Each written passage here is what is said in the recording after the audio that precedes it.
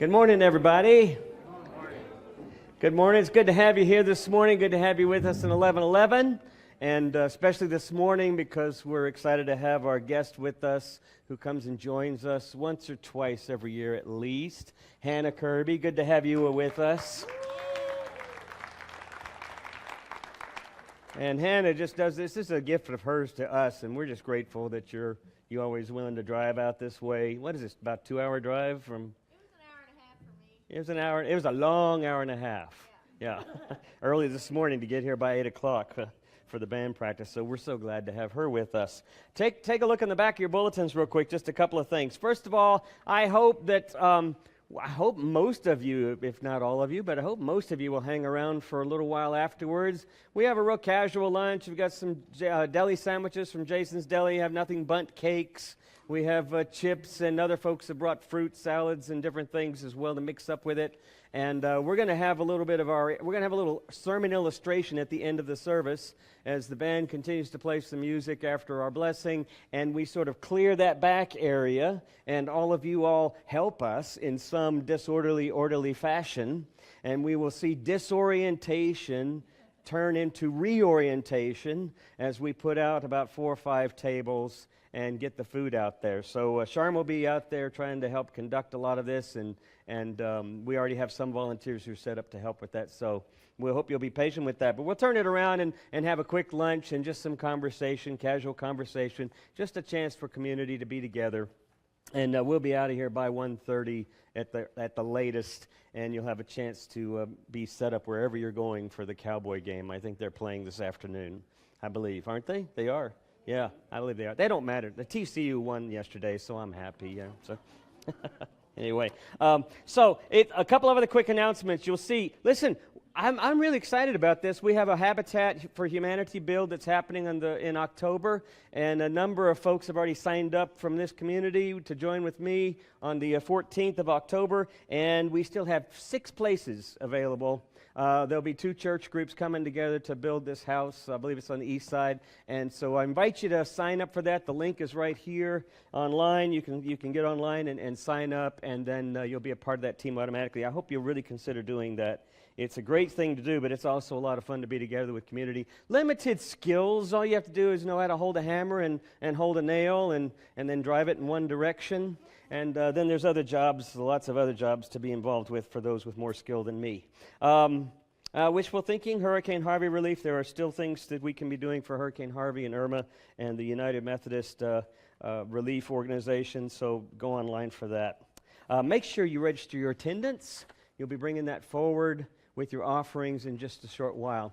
So good to have Hannah. This morning we're thinking about when times get a little chaotic, then maybe it's time that we experience getting a little creative. And so we'll start off our morning with a little bit of a little chaotic wondering with a little Rolling Stones.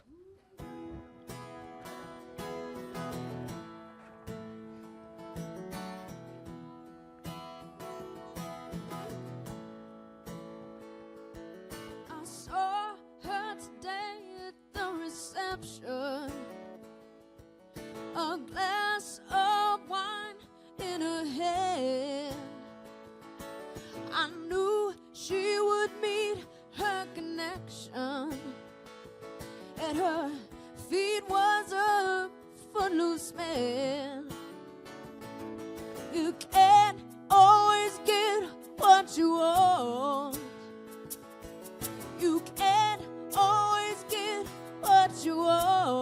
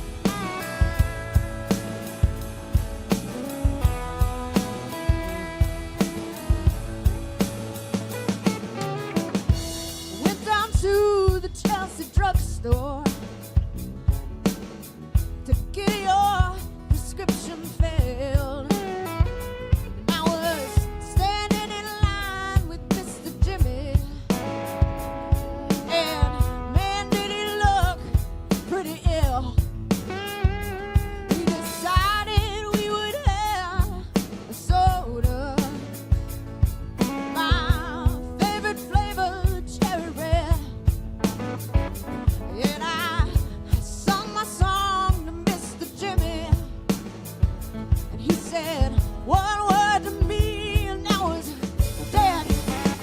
Well, you can't always get what you want.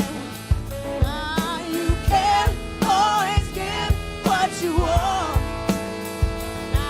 You can't always get what you want. But if you try sometimes, you just might find you get what you need.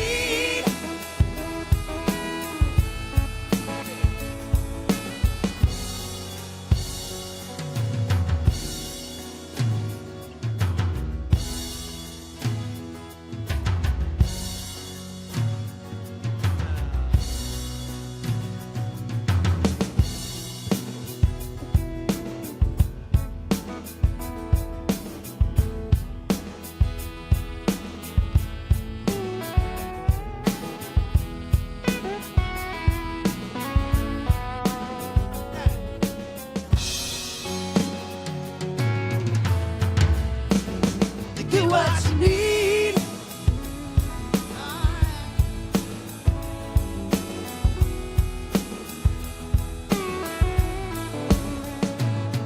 I saw her today at the reception, and her glass was a bleeding man. She was practiced in the art of deception.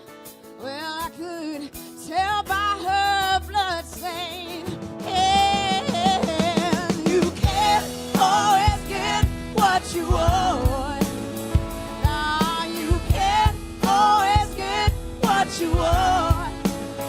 No, no, you can't always get what you want. But if you try sometimes, just might find you get what you need.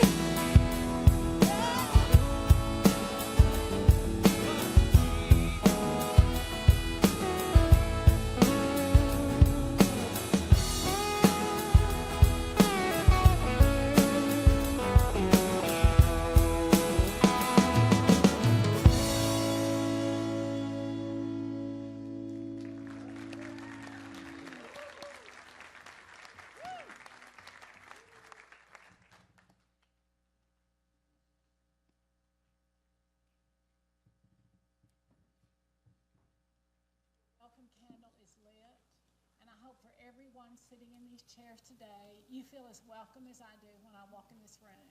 If you're a first-timer, I hope you feel welcome. If you've been here a million times, I hope you feel welcome. Please read with me. Come, whoever you are, wanderer, worshiper, lover of leaving, it doesn't matter. Ours is not a caravan of despair. Come, even if you've broken your vows 1,000 times. Come yet again.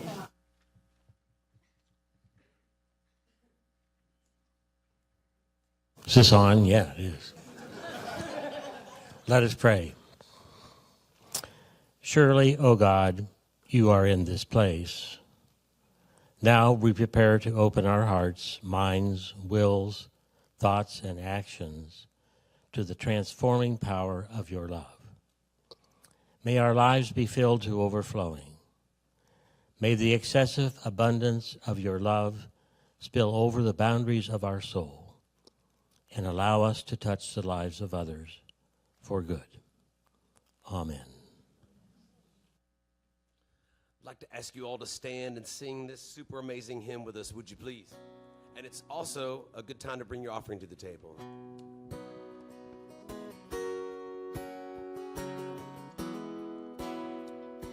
Here we go.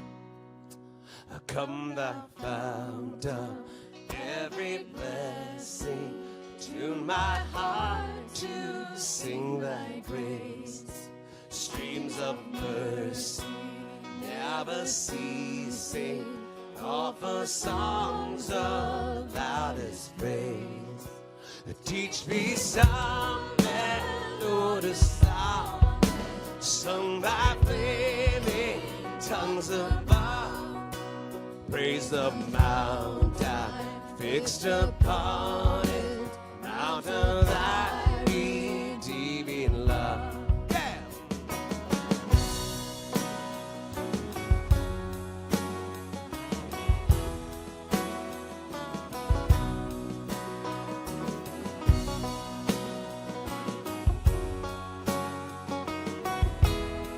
Verse 2, here we go.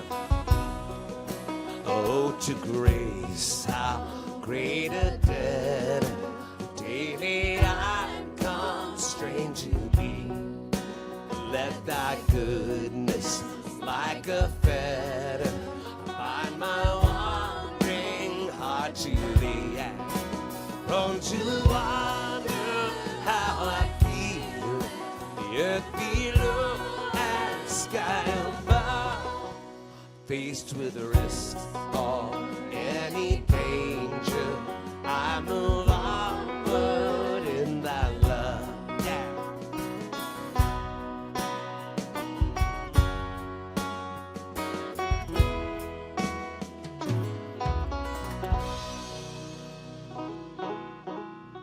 Yes, indeed. Would you take a moment and offer one another a sign of peace, would you please? It could be hugs, handshakes, group hugs.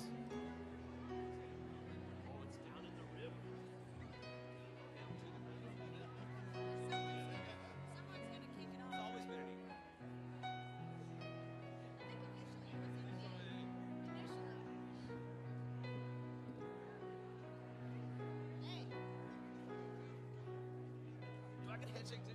All right, good.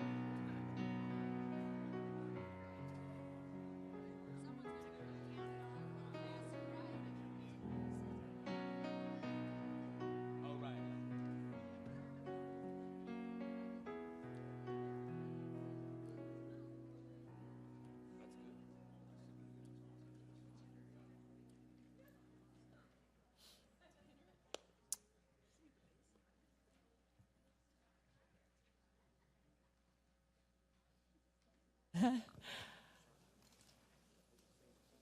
Oh, do you want to? Yeah, let's do it.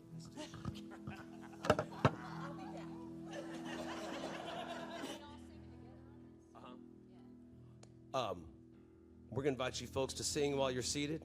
Hannah's going to lead us on this super number. So here it comes.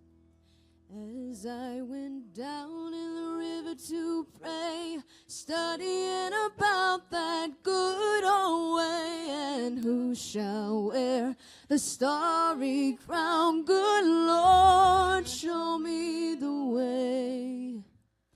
Oh, sisters, let's go down. Let's go down. Come on down. Oh, sisters, let's go down, down in the river to pray. As I went down in the river to pray, studying about that good old way, and who shall wear the starry crown? Good Lord, show me the way. Oh, brothers, let's go down. Let's go down. Come on down. Oh, brothers, let's go down, down in the river to pray. As I went down in the river to pray, studying about that good old way, and who shall wear the starry crown? Good Lord, show me the way. Oh, fathers, let's go down. Let's go down. Come on down. Oh, fathers, let's go down, down in the river to pray.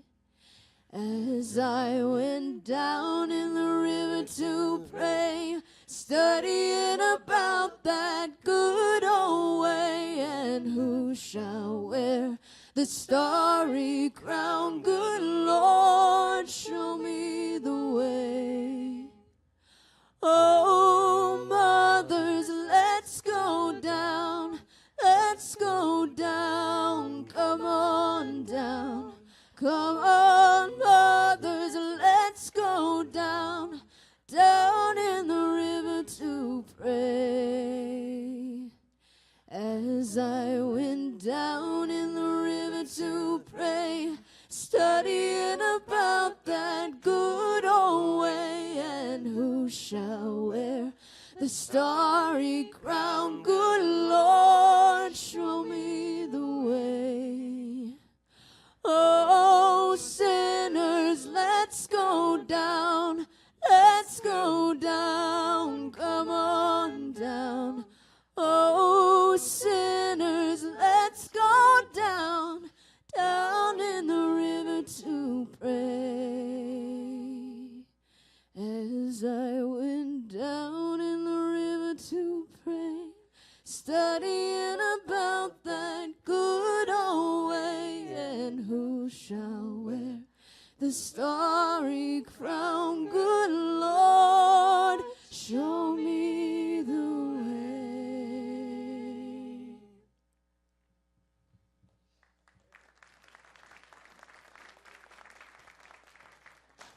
And so as we continue this time of quiet, this Kairos time between what we've already done and what we'll experience next, we just sit together and we breathe together. And many of us like to close our eyes, get comfortable in your chair. Make sure your shoulders are over your hips so there's plenty of room for air. And just take some deep cleansing breaths. Find the rhythm of your breath.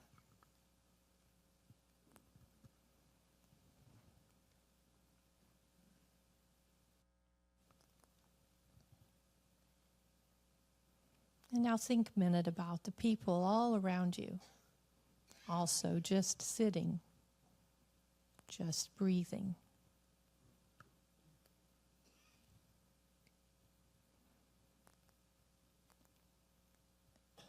Can you see their faces even with your eyes closed? Do you remember how it felt to hug them or greet them in passing the peace? To sing with them, as we just did. That song pretty much brought us all together, mothers, sisters, fathers, sinners. We're all here together, breathing, sharing our lives in this precious moment. And so we give thanks. Amen.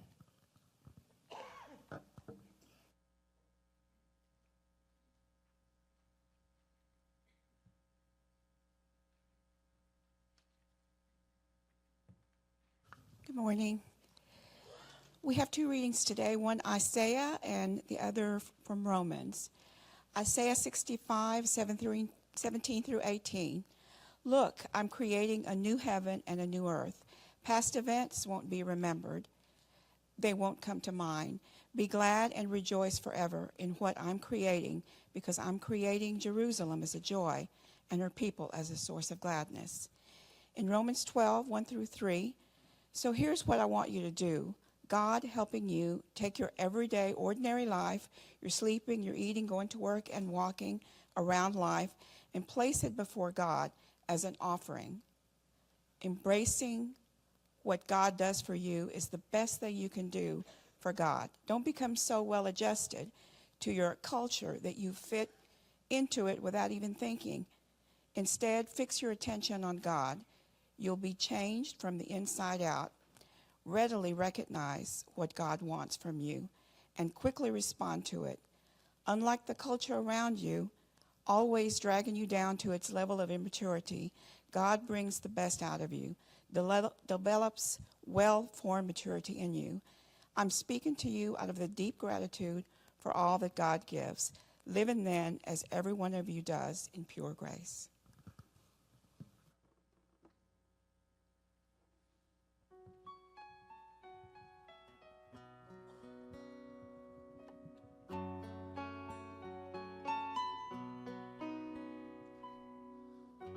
All around me are familiar faces, worn out places, worn out faces, bright and early for the daily races, going nowhere, going nowhere.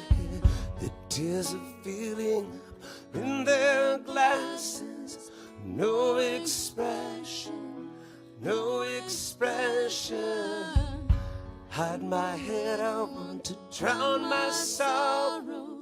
No tomorrow, no tomorrow. And I find it kind of funny, I find it kind of sad. The dreams in which I'm dying are the best I ever had. I find it hard to tell you, I find it hard to take. When people run in circles, it's a very, very mad world. Mad world. Children waiting for the day they feel good. Happy birthday, happy birthday. Made to feel the way that every child should. Sit and listen, sit and listen. Went to school and I was very nervous. No one knew me, no one knew me. Hello teacher, tell me what's my lesson. Look right through me, look right through me. And I find it kind of funny, I find it kind of sad. The dreams in which I'm dying are the best I've ever had. I find it hard to tell you, I find it hard to tell. When people run in circles, it's a very, very mad world. Mad world. Mad world.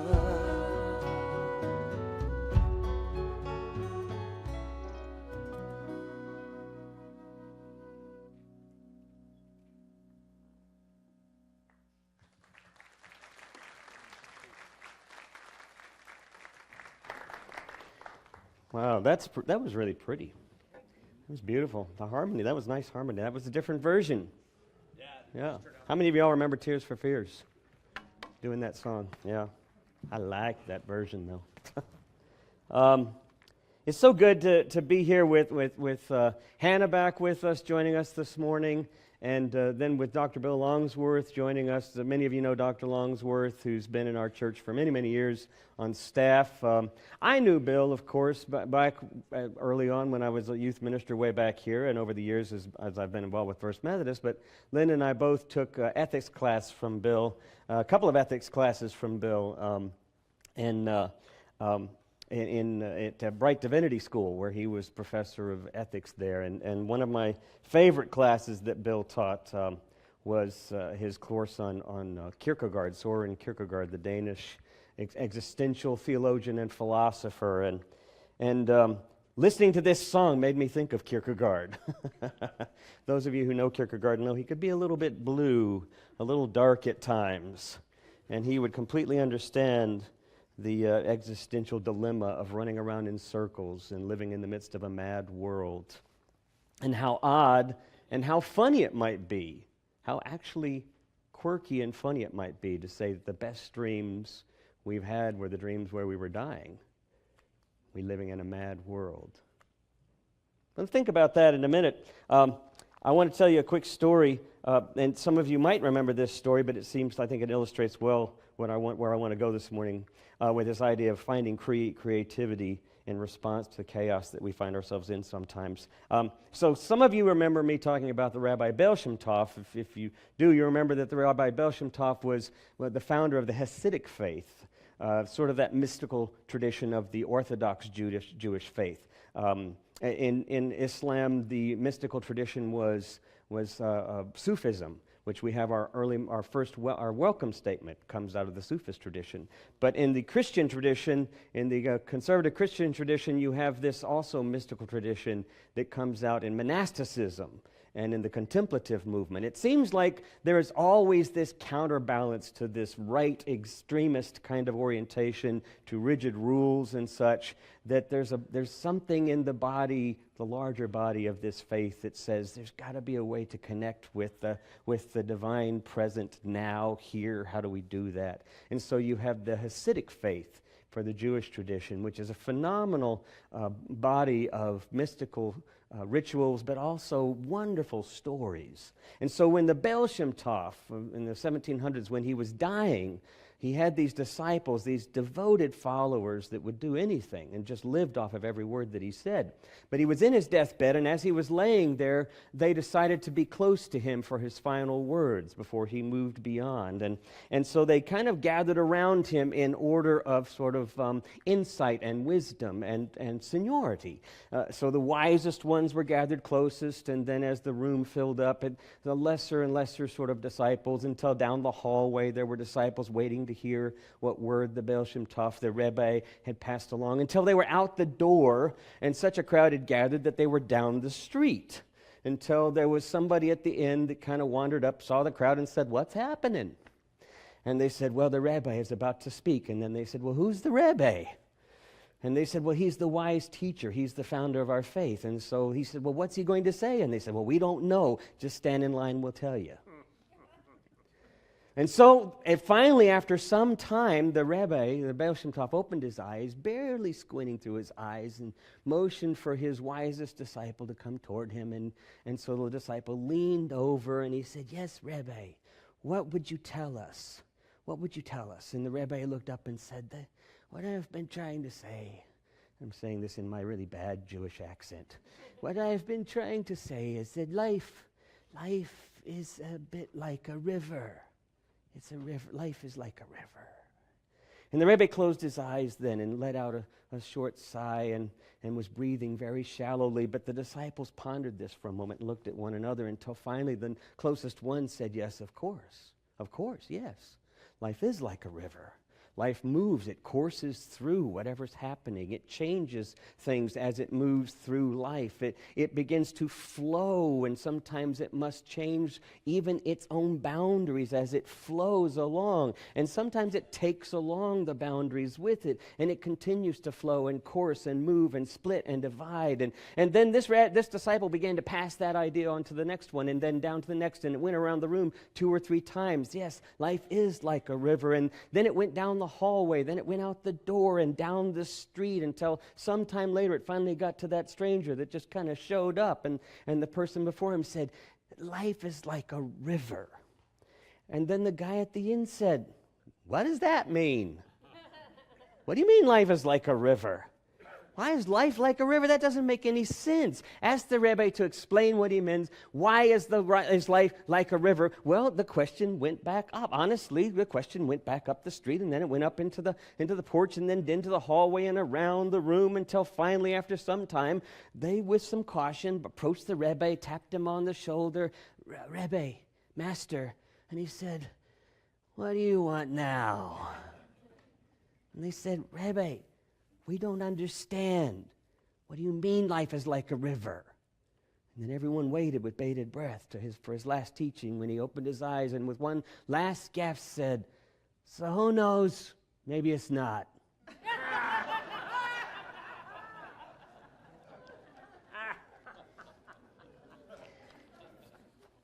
So I want to think with you about change. And I want to think with you about this idea of seeing the world strange. And as funny as that joke is, and as funny as it sort of strikes us that all of this effort and this wise person, and suddenly that even this wise person says, "Well, who knows? Maybe what I just said is just a bunch of bull, and who knows that maybe it's not at all what I just said."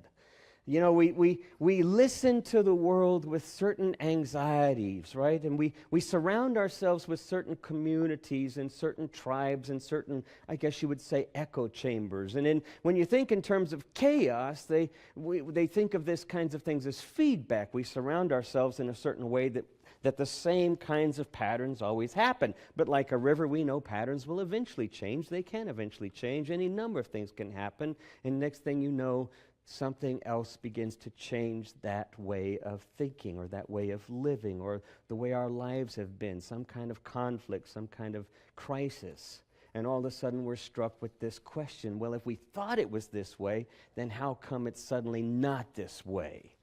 I mean, we have a great sermon illustration because last week, towards the end of the week, I suddenly dropped on Hannah this song. We just dropped it in her lap and said, we want you to do this one. We want you to do Gnarls Barkley. And we want you to do that song Crazy, you know. I think I'm why is it crazy? Or however that goes. Anyway, I should not have done that. Shouldn't have. Anyway, so she doesn't know it, and we just kind of dropped her at the last second. And so Brad calls me back, and he says, well, Tom, if you can't always have what you want, what about if you get what you need? And we're going like, well, that's an awesome song. Let's just do that song. And it just sort of happens, right? And it's really just the way life is in here in 1111. In fact, it's kind of the way we approach things, is we approach things with that sort of open-ended process as opposed to a closed system. We're open to begin to question things. And change is difficult. I mean, honestly, even just look at the simple ways we do things. Change is difficult. Shyam and I have talked about this before, and everybody knows if you talk to me for any length of time, I'm fascinated with neuroscience, right? I'm fascinated with how the brain works. And I know just enough to be stupid. Really? You know, I know just enough to kind of get it wrong. So, last week I had said some things, and I already had some folks come up and said, well, you know, the way you were thinking about Rosa Parks, that's kind of the way that it once was reported, but it's not really true to history. And I'm going like, dang it, and Wikipedia I thought I had it, you know. And then someone comes up and says, well, you know, you're talking about chaos theory. And, of course, I'm a mathematician, and so I know just enough to be excited and to be kind of dangerously stupid. So you have to even take that with more of the enthusiasm than with the insight and brilliance behind it. Because maybe if I'm enthusiastic enough, it will like make you want to go and find out what it really is and what it really means.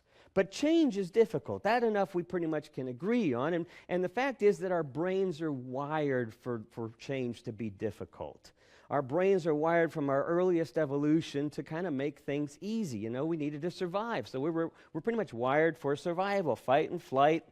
You know, and then everything else is sort of funneled through that quick reaction. So we don't need to be processing a lot. Now, as we've evolved, our brains have gotten larger, you know, whereas most animals don't. Well, I found this out, by the way. You can go check this out. This is interesting. I found out, you know why our brains began to enlarge faster than most other primates and why we got smarter? It's because we learned how to cook. Because we cook food. Our food is processed faster. We can process it and digest it and process it biologically faster than animals who eat raw food. And so our brains developed more. Go check it out. Anyway, that was a total side thought. So like for example, we don't like change. You probably park in similar places every time you come here. You probably park in a similar place. When you go to the grocery store, you park probably in a similar place. When you go home from work, when you come to work, when you come to church, we have patterns. We follow these patterns. We have certain patterns in our rituals at home. We like the rituals, and we say they make us feel comfortable, and we say that's one less thing for me to have to worry about. But the reality is that our brains are kind of lazy. They don't want to have to process that stuff. Just think about how much time some of you spend looking in the closet and trying to figure out what you're going to wear for the day, right? I mean, now some of you spend more time than others. I can tell by looking. I can't believe I said that. But so, no, I mean, in all honesty, you know, Steve Jobs and Einstein, and if you ever watched Adrian Monk, you know what they do. You know, they have the same outfit every day. It was a no-brainer. Just go put on the same outfit, and that's all you have to worry about. When people go traveling sometimes, like on this Irish trip, some of the folks that we traveled with brought 3 things to wear. Basically, 3 things, you know, women and guys, you know, they brought the same kind of pants, the same shirts, and just 3 different things, maybe 4, and it made life so easy. And I remember one of them saying to me, that's been the best part of this trip. I just wake up, throw it on, and start out, and then the adventure's in front of me. But we worry about stuff, and it's hard for our brains because our brains have to sit there and think through what is going to happen. And Steve Jobs and others realized that just takes up brain power that the frontal lobe is going to need later for making more important decisions. It actually works that way. So in a sense, that's good. I mean, we need that kind of ease with which we do things. But it also explains why we like things black and white sometimes. Why we like answers black and white, why we like to what we call bifurcate our belief systems from our other kinds of things. Some of us might be doctors or lawyers, or we might otherwise be incredibly involved in analyzing our work, but we don't give any kind of attention like that to what we really think about God or theology or the world or why things happen or our worldview, because that's hard work.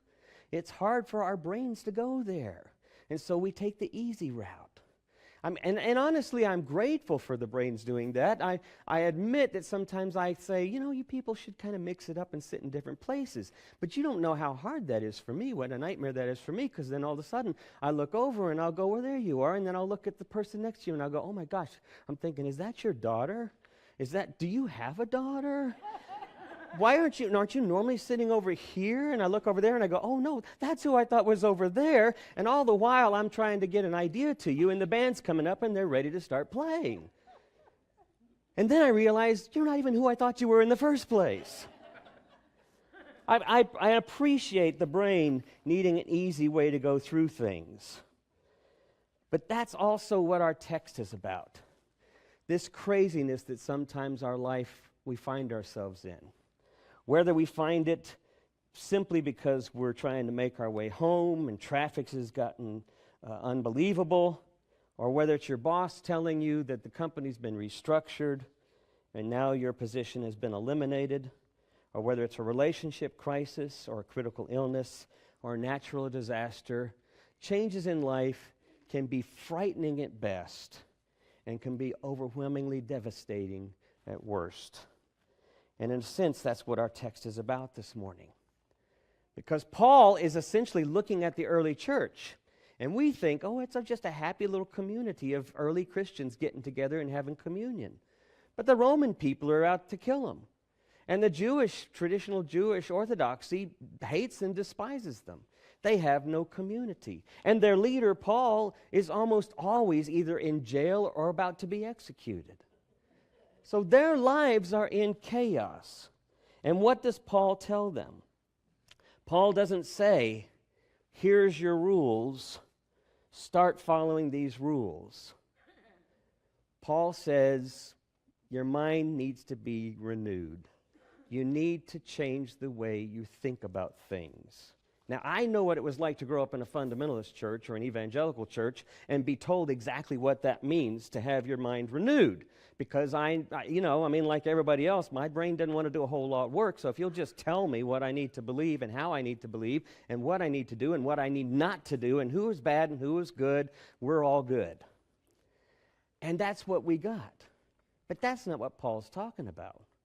Paul's talking about renewing, transforming, everyday moments, things that happen from moment to moment, a new way of seeing things. And Paul says, by renewing your mind, or as the way that Eugene Peterson says it this morning, to lay our lives, our moments by moments, down before God. It's a way of seeing the world, a new way of seeing the world.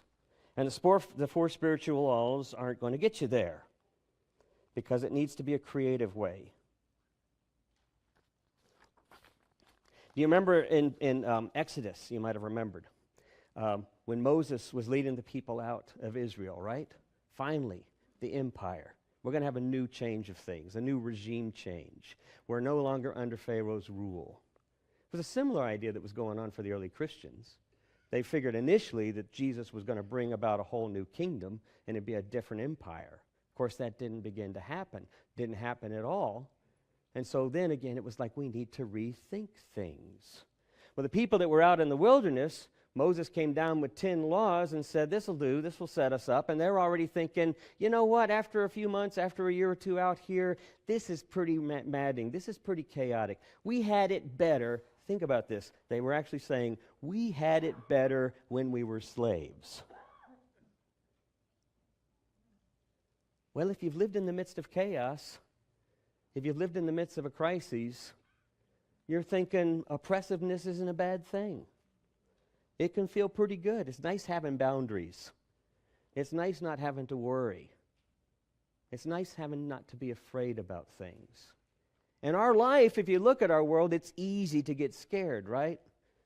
I mean, it's one thing, but it's one thing to just be moment to moment dealing with crises and stresses that day to day happen. It's another thing to be overwhelmed by images of devastation or of death or of earthquakes or of ethnic genocide happening in Africa.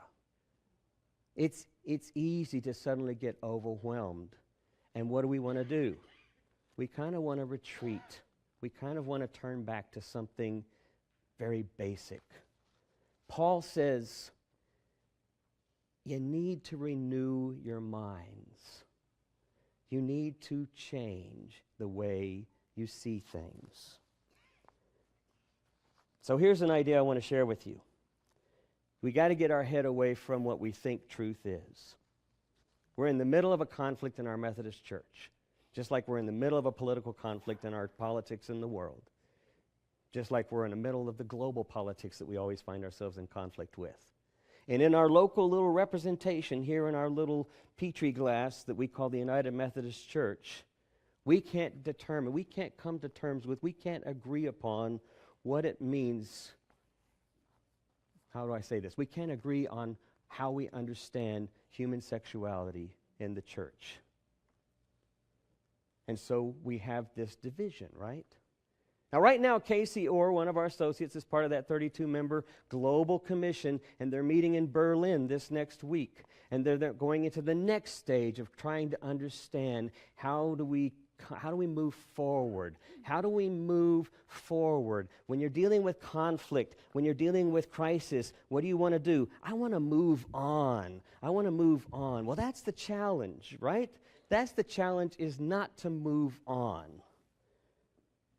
Because the temptation will be that we don't change anything. How do you change the way you see the world? That's what has to happen. We have to change the way we see things. To move forward, we have to completely agree that we're going to look at things differently. Do you know what Paul Cézanne, who was the painter, right, the famous painter that basically moved us from Impressionism to post-Impressionism? When Paul Cézanne would do painting, do you know what he did? He looked at a painting and he took the paintbrush, and before he would paint a stroke, he looked at his object, and before he would paint a stroke, he took and moved around it and looked at it again.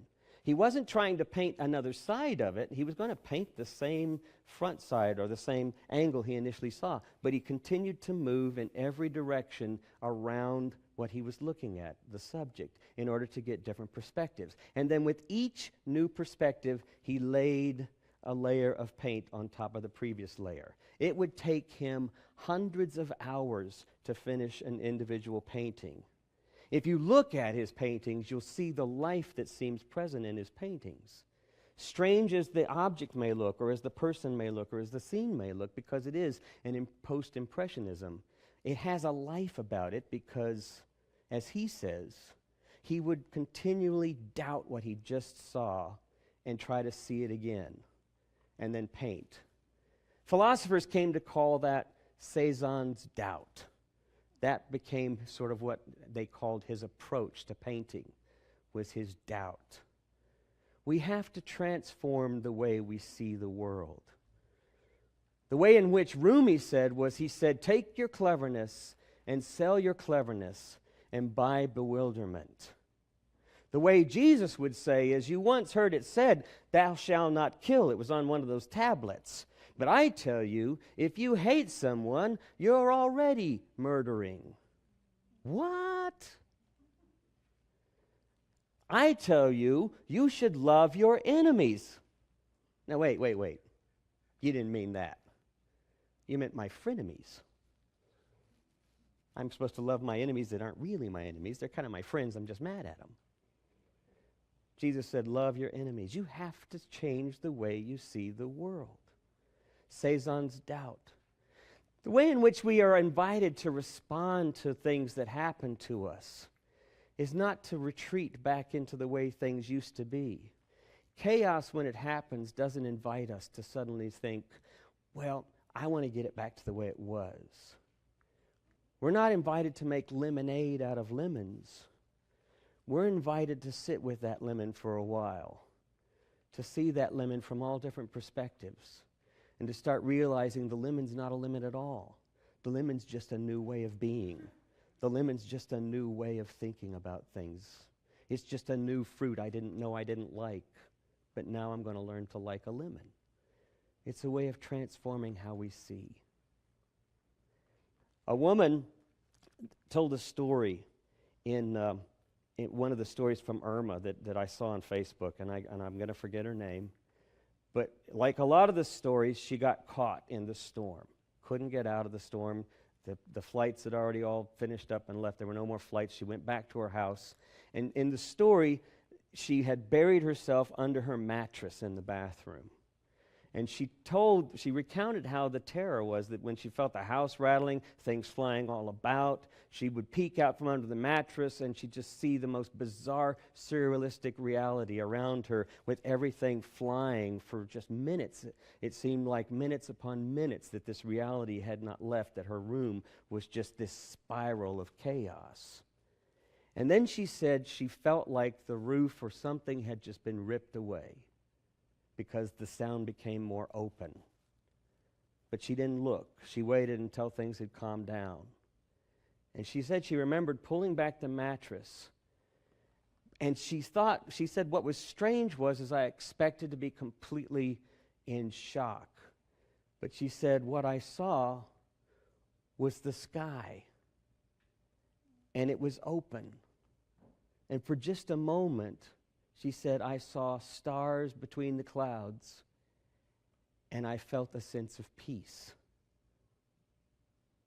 Now, we know that didn't last. We know that when she got up and she moved around and saw the chaos and the destruction, she was overwhelmed with the work in front of her. And she admitted that. But she ended by saying, I'm not going to forget the sudden view I had. There's an old Zen saying that goes like this: once my barn burned down, I now have a much more beautiful view of the rising moon. What God invites us in the midst of life's challenges is to sit, to think. In the simplest of moments, in conversations one with another, don't go where you normally go. Don't hold to your normal position. Don't wait for your chance to say something. Sit in an open system. Sit with an openness that waits to see what you might learn or what we might hear. Band, y'all come on up.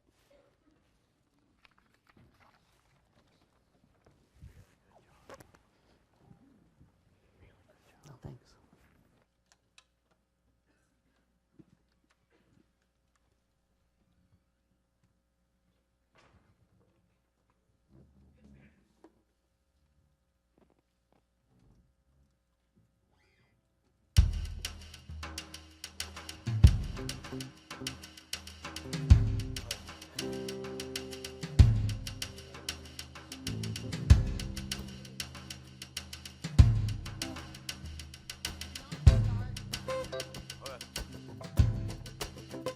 Think about it. There must be higher love. Down in the heart or hidden in the stars above. Without it, life is wasted time. Look inside your heart or look inside mine. Things look so bad everywhere. In this whole world, what is fair? We walk blind and we try to see, falling behind in what could be. I say, bring me a higher love. Bring me a higher love. Oh, bring me a higher love. Where's that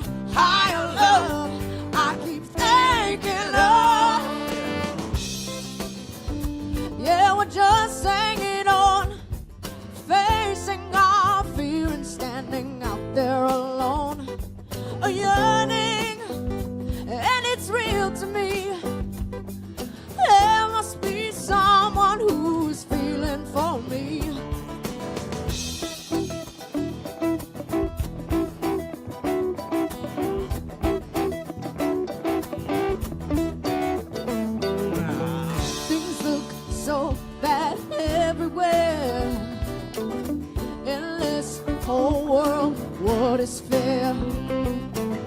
We walk blind and we try to see, falling behind in what could be. Oh, bring me a higher love.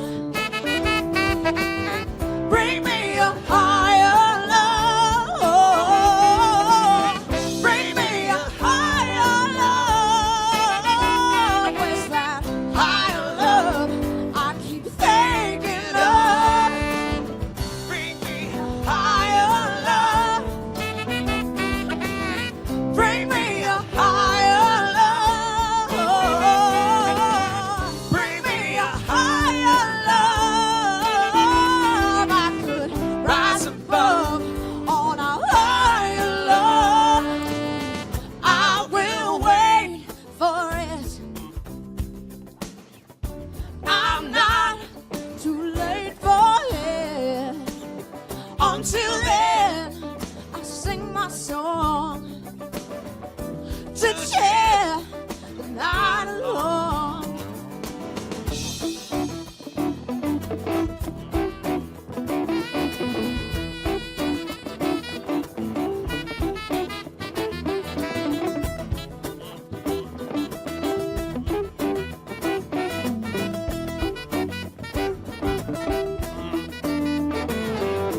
I can light the night up with my soul on fire. I can make the sunshine from pure desire. Let me feel that love come over me. Let me feel how strong it could be. Oh, bring me a higher love. Bring me a higher love. Oh, bring me a higher love. Where's that higher love I keep thinking of?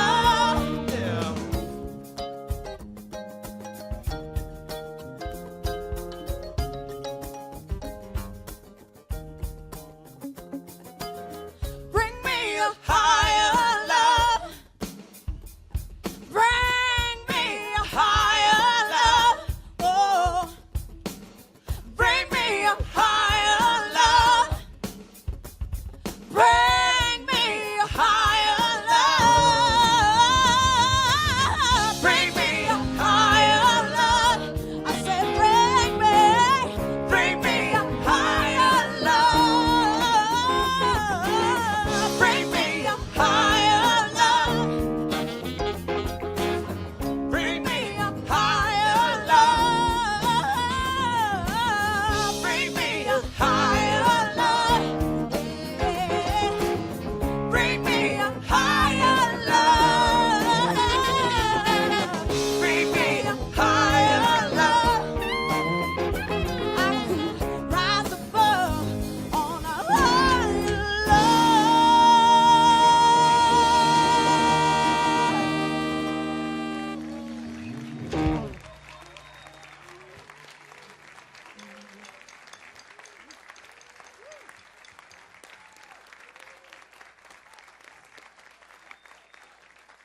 Wow.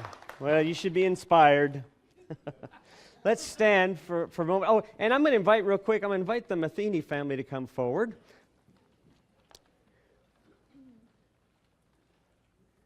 Travis and Lori and Clara and Madeline are joining our church this morning. They're joining the 1111 community and joining First United Methodist. They're joining by transfer of another membership from another denomination in church.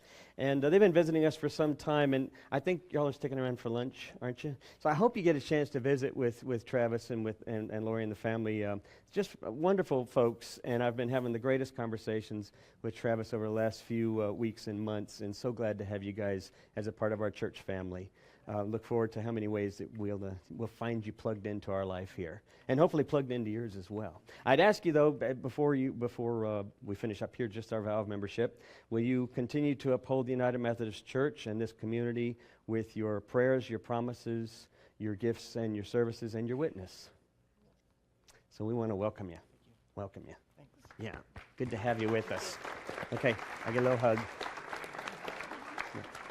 Good to have you guys with us. So they're going to stay up here after we sing our little blessing song, and then come on up. Come this way anyway, visit. Some of you stick in the back, move chairs out of the way into the closet, and start shifting tables. And the band's going to be playing, so it's going to be a little chaotic, and we're going to have that chance to experience a little disorientation and a little bit of paying attention to one another, seeing how this thing comes together. Let's pray.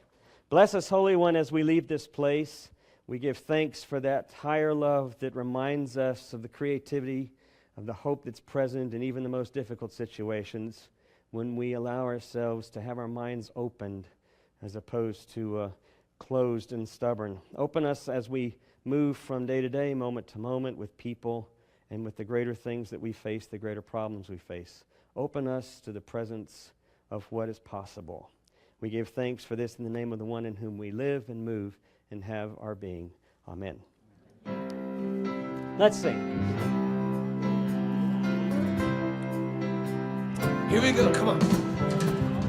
Let the river run, let all the dreamers wake the nation. Come, the New Jerusalem.